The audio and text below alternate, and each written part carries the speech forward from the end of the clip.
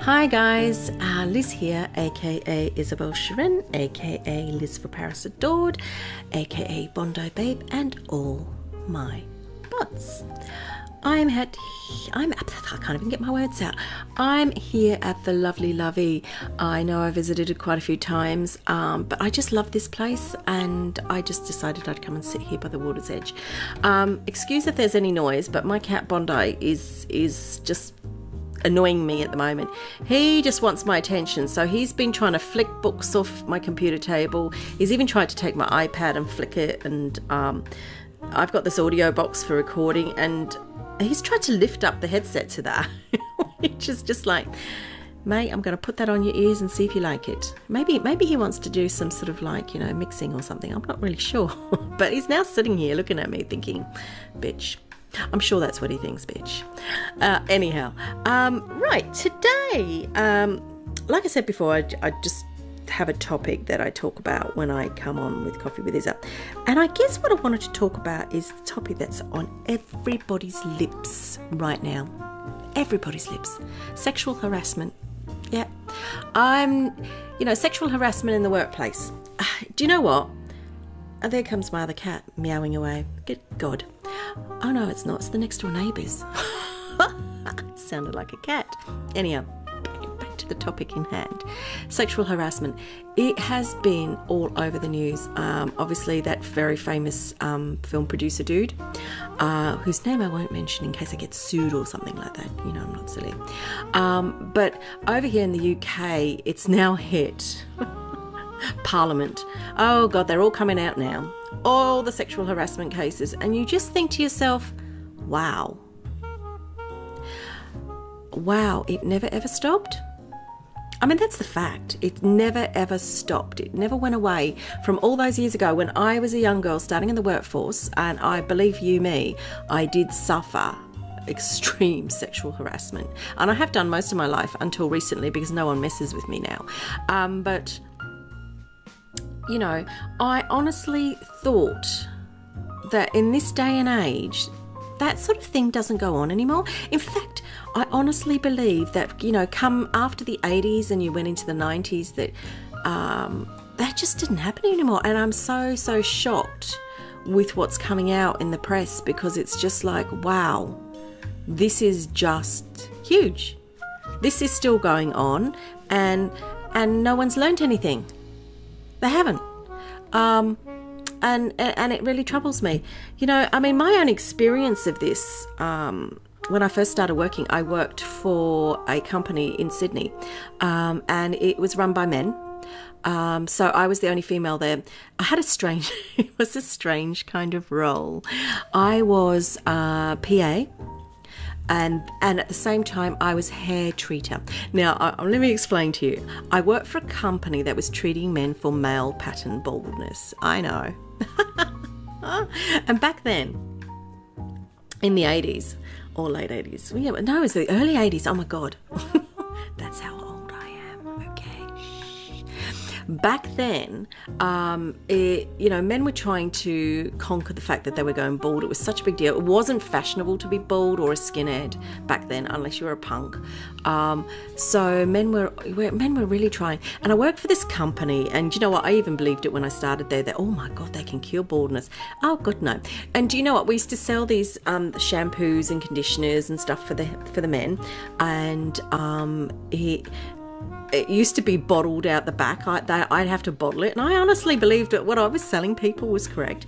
But I used to treat them, so I used to be in the room, and the men would come in for their treatment. And what it was that they sit there, and I used to be. It was hard to explain. It was like a wand with a bulb on it with electric static sort of thing, and I used to run it over their heads and massage their heads. Yeah, I used to massage men's heads and run this thing over their head. When I think back now, I think, good God. But anyhow. That aside, I worked at this company and I was there about 7 months. The whole time I was there, I constantly had, because I'm a big burby kind of girl, I always was. I mean, when I was at school, I was called Jugs, okay? So that gives you an indication. I was very popular. I had that sort of beach body, big boobs kind of look. And, there was always references to how I looked. Now, one day, and I'll never ever forget this, because it was fashionable. You used to wear white, I used to wear white trousers or pants, whatever you want to call them, and the fluoro tops with a belt on the hip, that kind of thing. I was kind of fashionable, do this, and I never forget one day, my boss came up behind me. I had gone to the kitchen to fill the kettle with water, and he came up behind me. And he simply grabbed me from behind, hands on my boobs, and went, "I'll have a white with 1 sugar." I was so horrified back then. I was 18 years old. I was so horrified. But I also didn't know if that was right and what to do. I didn't. And I was just really bothered by it. But that kind of thing happened often, and really disturbed me.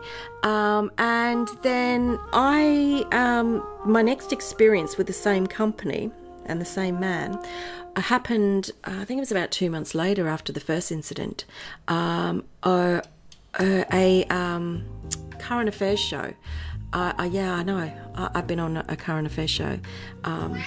Oh, that was my cat. A current affairs show called, no, actually, I better not say its name, because I think they're still run. A current affairs show that used to be on at 7 o'clock at night came to film, because this group or this company supposedly were, having the cure in treating male pattern baldness, and it was an advertising thing, but was going on a current affairs show. So they came to film, and there was a lady there. She was a Polish lady, and she was one of the key people there. Anyhow, they filmed, and it was all great. And I'll never forget my boss coming up to me and saying to me, "Liz, do you think you can take your panties off?" I went, "I beg your pardon?" "Oh, it's just that we can see the line of your panties in your pants, and it would not look sexy to see that." Basically, I had on French knickers that were kind of seen, and what they would have preferred is actually no knickers, so you could see more of my ass, basically. Do you know, I did it. I effing did it, because I didn't know what to do. I actually went and took my knickers off and put my pants back on and allowed myself to be filmed for this current affairs show, treating men. That night, after work, we went with the camera team and my bosses and another company that came along, and we went to a meal. At that meal, I was basically approached. I was told that I was this and this. I'm not going to even repeat it, and that I might like to spend some time with 2 of the men there. Well, I suddenly found my voice. At the age of 18 years old, I turned around and called them sexist pigs, and I walked out, and I never went back. What I did do is I reported them. I can't even remember there was a government body. I can't remember the government body I reported them to, but I reported them. So, and I just walked out. They tried to say that I'd broken my work contract and all this kind of thing. And I think what they were more scared of is because it was going out on a current affairs show, that this might ruin their reputation if I actually took it any further, which I didn't actually. So I left there. I was out of work for, I think it was about 3 weeks. I went and applied for a few jobs and I didn't get them. And then I ended up in this company again as a PA. And it was a large company. I think there were 9 different companies under this umbrella in this building, and I was their main PA. And that was back at the time when you had word processors and you had switchboard. I was useless. So there was a switchboard, and my job, you know, I used to start at 8:30 in the morning, and I used to have to take the calls and put them through. And you know what? There was never one day that I ever got it right, because I didn't know what I was doing. I was that useless. However, they all liked me. Oh yeah, they all liked me. So they'd come in and they'd chat with me, and then they'd give me letters to type up, and I'd make the worst mistakes, but no one ever complained. They were just like, that's okay, Liz, try it again. You know, I mean, actually, when I think about it, it was the easiest job. However, I should have guessed, because I was getting, you know, regularly, there'd be cake dropped off on my desk in the morning, or, you know, here, Liz, do you want to come out for lunch? You know, all of them were doing it. They would, you know, drop me little presents on my desk, and I never thought anything of it. One of them was a German man, and he was 42 years old. I remember the age because I can never forget it. With a mustache, I'll never forget it. And I remember he was the nicest one to me, but he was the one that employed me. So he would always try and be friendly. And then at one stage I had a cystitis infection. You want to know this, but I did, and it was awful. I had it for days, and I had to keep going to the loo, and he asked me what was wrong, and I said, oh look, you know, I've got this girl problem, and he was like, he was so understanding, so lovely, and I just thought, so I started to spend more time confiding in him, without realizing that he was actually grooming me for what he planned, because he was in a position of power. He was my boss. He held my job in his hands. He was the guy that employed me. So one day after work, you know, after I was okay, he said, oh, I've got this event and I haven't got anyone to take. Will you come? So I was like, ooh. And he said, it's a meal, and all you have to do is just chat with everybody and just be your normal self, Liz. So, and here's some money, go and buy yourself a dress. So I did that. Went out and bought myself a dress, went home, got myself sorted out. And the event was in Manly in Sydney. So I called a taxi and I went to this hotel where the function was, and I met him there. So the function was great. I met a lot of people, and you know, that sort of thing. And for a young girl, I mean, it was like starry eyes kind of experience, because I was mixing with these people, and they were so complimentary and so lovely, and all that kind of thing. And he was just being ever so nice to me, and whatever I wanted, I could have. But what happened was, he plied me with alcohol, and he plied me with an awful lot of alcohol, to the point that I couldn't really stand up very straight. And the next thing I remember was waking up in that hotel room and finding myself in bed with him and another man. That is how I woke up the next day, and that was my experience. That was my experience of men in the workplace who absolutely crossed those boundaries. And back then, in that time, I didn't know what to do. I didn't know who I could really tell about this. You know, I didn't really know, and I actually thought that it was my fault, that you know, I had done something wrong, or I should have done something, and all these strange thoughts went in my head. So I basically packed my bags. I went home and I packed my bags, and an ex-boyfriend lived in Melbourne, and I decided to relocate.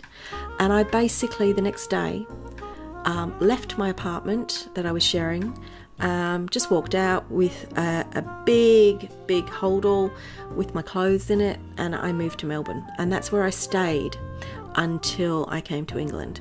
And that was my experience of sexual harassment in the workplace, but it went that little bit further.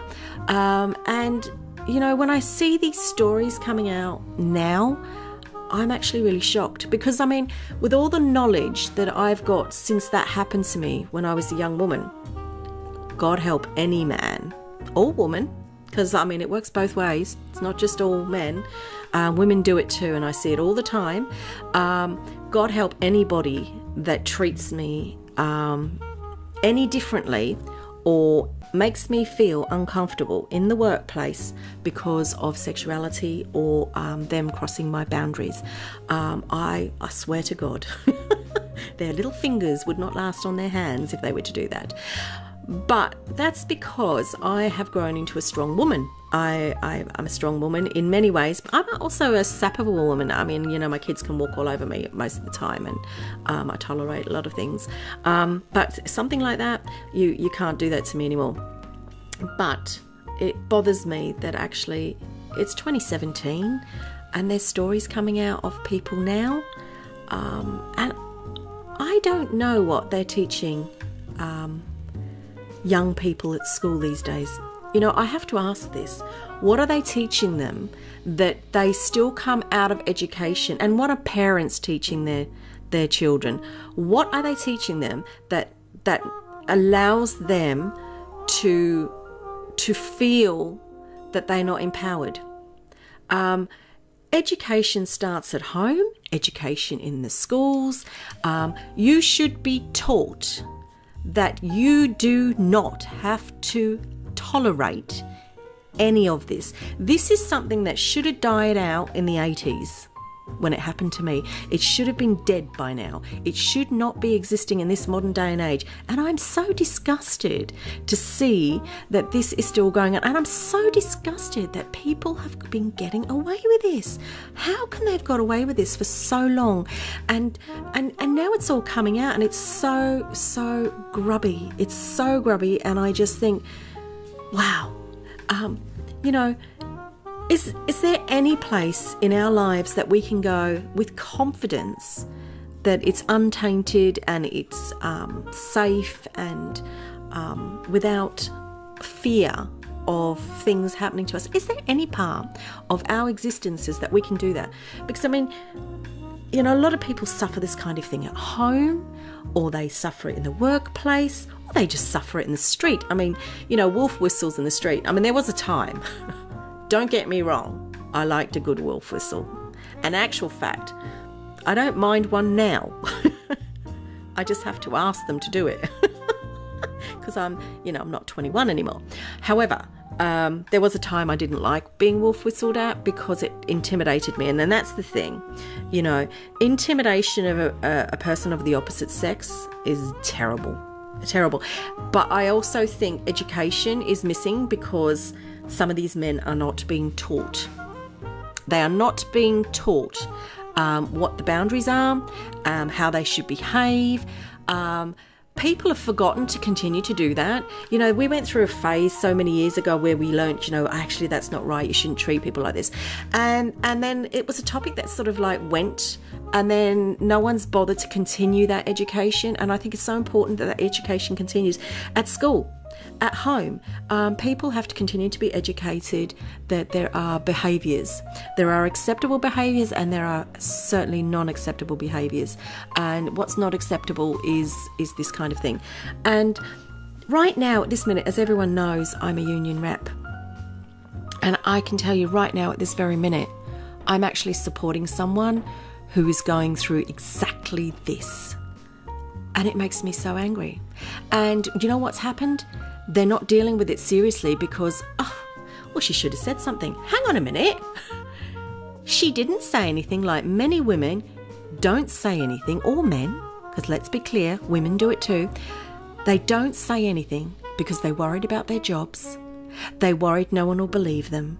They just plain worried what's going to happen. That is it, fact. And it just disturbs me that it continues to go on. And I just think I'm so passionate about it, as you can tell, because it happened to me. I'm one of the lucky few, I think, that I learned a lot from it. It wasn't a pleasant experience for me. And, you know, I've been sexually harassed all my life. You know, every job I went for, in terms of jobs and opportunities, everything I ever did was based on what I looked like. So there was Liz, you know, slim, big boobs. I wasn't bad looking, actually, back in the day. I was always judged on how I appeared, but there was more to me. There's far more to me than what I look like. You know, I'm an intelligent person. I can think, I can do. I'm actually quite capable of doing many things, but I've always been judged and looked upon for the way I looked. And again, I'm so sad to see that still exists. It's just so wrong.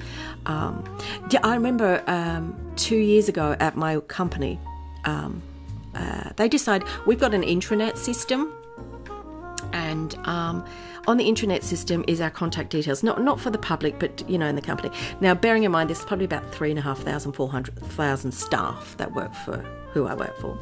Now, they decided that we should put our photos on the intranet so people would know who they were calling. A lot of people didn't want to do it, and I remember, because I was a union, obviously, I remember saying, listen here, if people don't want to do it, why should they? Because people were being told, if you don't put your photo on, you're going to be disciplined for not following a management instruction.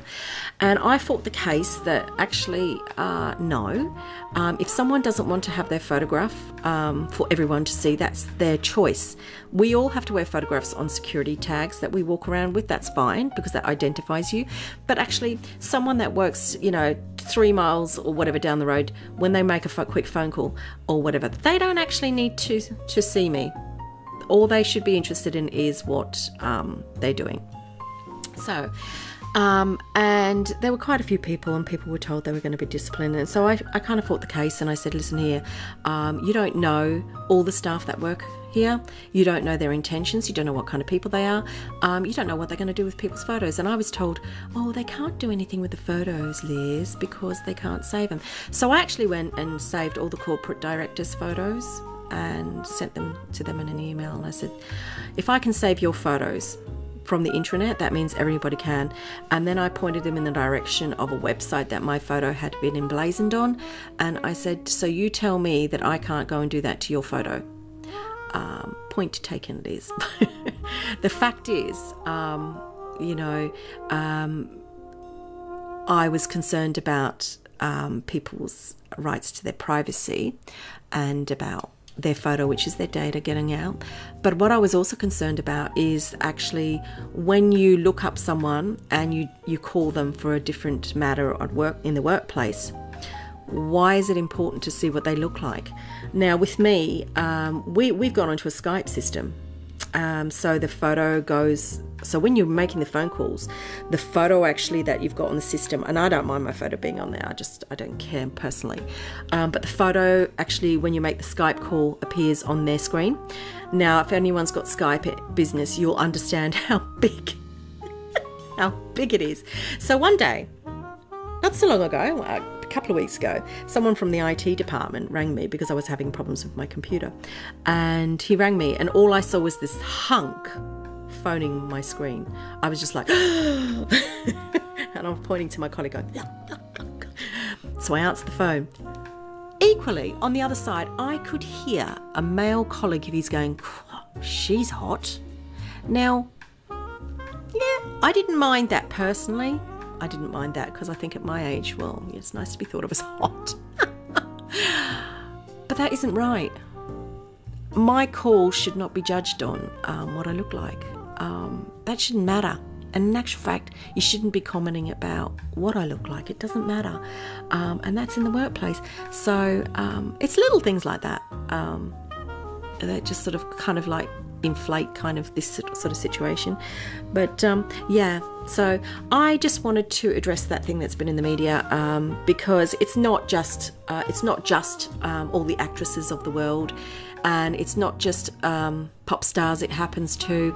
It's not just people in the parliament. It's not just them. It happens to women and men on the street. It just happens to every single one of us in one form or another, and it's quite serious actually. And I just think it's about education, and you know, going back to grassroots and actually teaching young men and young women boundaries, how to treat other people. It's old-fashioned stuff actually. How to treat other people, how to respect other people, and what's right and what's wrong in the workplace, and actually how to shout, well, not necessarily shout, but how to actually take your voice and be heard, and not feel that you can't speak, because you should be able to speak. And if someone's doing you wrong, you should be able to feel that you can say something, and that's what's so wrong. Anyhow, that was my little rant for this week. For those of you listening who might disagree, please feel free to comment in the section below underneath this video. But I'd be interested in hearing other people's experiences, because I just think there's far more experiences out there than what's in the media, and I just think it's a topic that we've all kind of got on our lips, mostly because we're seeing it on our news, but actually it's a topic we should probably bandy around amongst our friends and our family. And if something's happening that we're not comfortable with, talk to someone about it and just say, listen, this is happening to me, I don't feel comfortable. Because sometimes you need to be able to get that out, and then you realize once you've got it out, actually, no, I'm not comfortable with this, I want to do something about it. So anyhow, I'm also going to, on my blog, I'm going to link to some organisations. I will try and find them around the world and link to them.